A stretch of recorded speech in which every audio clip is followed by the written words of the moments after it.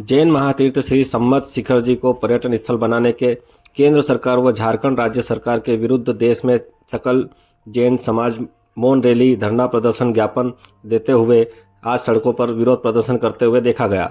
सरदारपुर तहसील क्षेत्र के राजगढ़ नगर, लाबरिया सहित अनेक स्थानों पर सकल जैन समाज ने अपने प्रतिष्ठानों को बंद रखा, अपने बाजुओं पर काली पट्टियां बांधकर रैलियां निकाली और राजपत्रित अधिकारियों को राष्ट्रपति व प्रधानमंत्री के नाम ज्ञापन सौंपे गए। देश में सकल जैन समाज संघ का विरोध प्रदर्शन इतना जबरदस्त रहा कि शाम होते होते झारखंड सरकार को अपना फैसला बदलना पड़ा।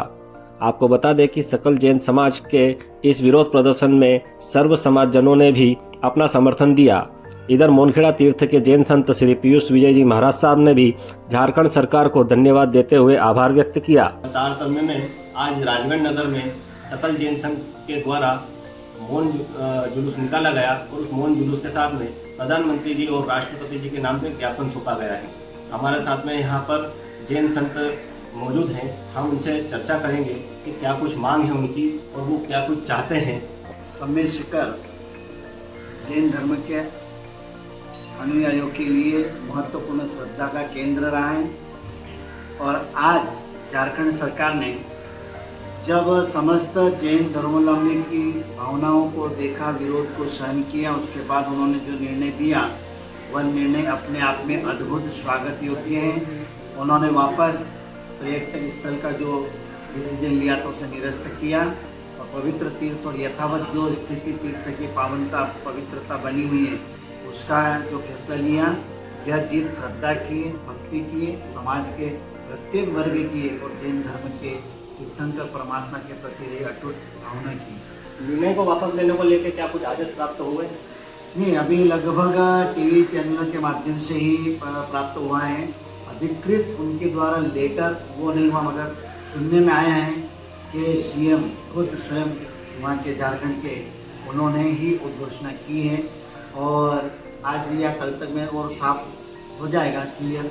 लगभग ये बात तय है कि उन्होंने उसको जो फैसले को उन्होंने निरस्त करके जैसा यथावत जो तीर्थ है वैसे रखने का उन्होंने निर्णय लिया। जैन समाज की ओर से क्या संदेश रहेगा इस पूरे मामले में? जैन समाज की ओर से धन्यवाद। उन्होंने समय के रहते हुए यह कार्य किया और समय के रहते उन्होंने निर्णय लिया, तो अगर वो नहीं लेते तो शायद आगे जाकर के उनको बहुत बड़ा नुकसान हो सकता था।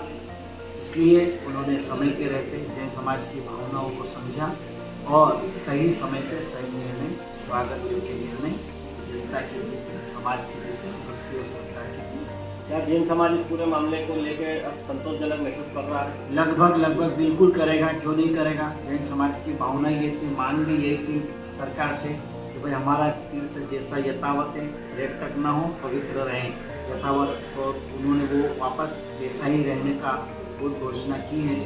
जैन समाज तो प्रसन्न है, आनंदित है। जैसे टीवी चैनलों के माध्यम से समाचार जैसे आ रहे हैं, सभी के चेहरे पर आनंद और प्रसन्नता है।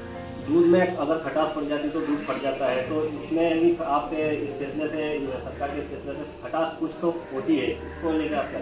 नहीं, ठीक है, कुछ समय के लिए स्थिति ऐसी बनी थी, मगर अगर उन्होंने एक्सेप्ट कर ली, अपनी गलती स्वीकार की और वापस वो यथावत सही मार्ग पर आ रहे हैं तो भूला नहीं होता है। सुबह का भूला शाम को घर आता है तो भूला नहीं होता है। ठीक है, हमारा धर्म तो क्षमा वीरस्य भूषणम, हम तो गार्ड बांध के रखते नहीं जैन समाज, उनको हम साधुवाद देते हैं।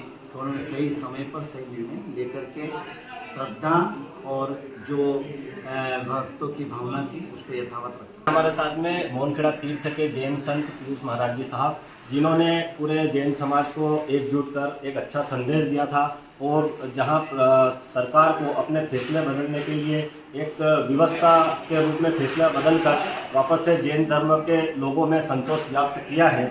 लेकिन इस सरकार के फैसले के बाद जैन समाज के बीच में एक अच्छा संदेश गया है और जैन समाज ने इसका आभार व्यक्त किया है, धन्यवाद व्यक्त किया है। कैमरामैन दीपक प्रजापति के साथ शैलेंद्र पवार।